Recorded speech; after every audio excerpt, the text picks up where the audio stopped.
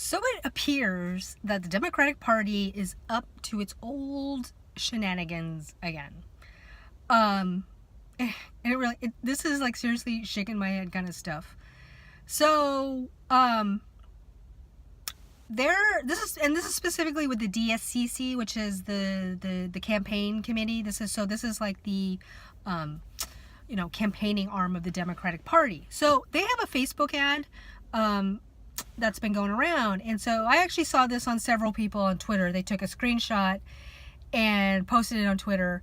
And what it is, the ad was about, it was for a poll. And the main graphic was like, who are you excited for 2020? And they listed 9 candidates. And when you look at the list of the candidates, who is not there? Yep, didn't even list him. He's not even in the ad, okay? It's like Bernie Sanders is clearly the front runner of the party right now. I mean, clearly, like by a long shot, he's the front runner, and they don't even list his name, okay? So it's just like, really? And then you click on the link, and but you click on the link and he is listed there. So one of the theories that people had was, well, they put that the ad was running before Bernie declared. So it's like, okay, well, fair enough. But now he's running now, and you're still running the ads. And when you click on the link, he's in the list of candidates. So like, again, so these are examples of where like this passive aggressive stuff that the Democratic Party does to just kind of pretend like Bernie Sanders doesn't exist. Like, could he just go away? And they're like it's like mean girl level stuff of like, oh, where are you? And then like not supporting you and just like pretending like, I mean, they really want to pretend like it doesn't exist. And I also, like, Nina Turner posted this too, and you could tell like she was like not having it. She was in a mood and calling them out. But like my favorite part was, and don't be blaming this on an intern, okay? Which is like, but they would easily do, like, oh, the intern is in charge of the Facebook ads. And having run Facebook ads, I mean, what they're probably going to say is, oh, we've been running this ad before, and so we just kind of, Facebook ad, said, do you want to run it again? And they just clicked, yeah, run it again, without thinking to change, update the graphic, which is, again, just like, really? I mean, okay. So, but that's not it. It gets better. It just goes on. So you click on the link and you go into the poll, and they have the candidates, and then they have a list of like important issues.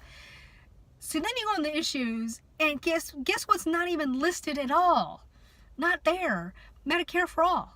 So then it's like, you're not even gonna list Medicare for all? Like, the number one issue in the midterms was healthcare, and one of Bernie's top issues obviously is Medicare for all, and so they just like pretend it's like not there.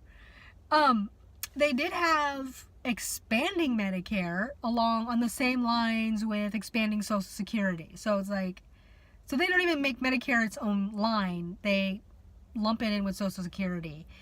And then, like for me, climate change is a big deal. So I'm looking for climate change, and it's like in the bottom half. Like, and I'm like, really? Climate change is like near the bottom, and like this is the biggest crisis facing humanity. We have 12 years to stay at or below 1.5 degrees Celsius, and that's going to require slashing greenhouse gas emissions by 45% in 12 years. Okay, that's like half.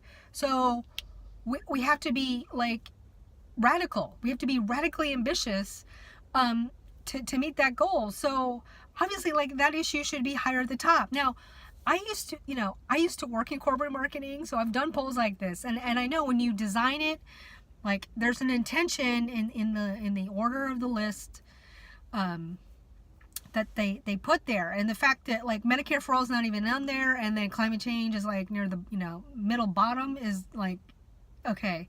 So obviously they are, I mean, they're so driven by their donors that like, they're trying to make, like, you know, things that actually, like, the American people care about, like the most important things, like they don't exist, or they're not a priority, or they're not, like, you know, important. And so it really is blowing. And again, like, so what I mentioned in a few videos ago, okay, because, you know, I got mad, right? So I had to step away from the Twitter because I was just like, you know, they're doing this bullshit again.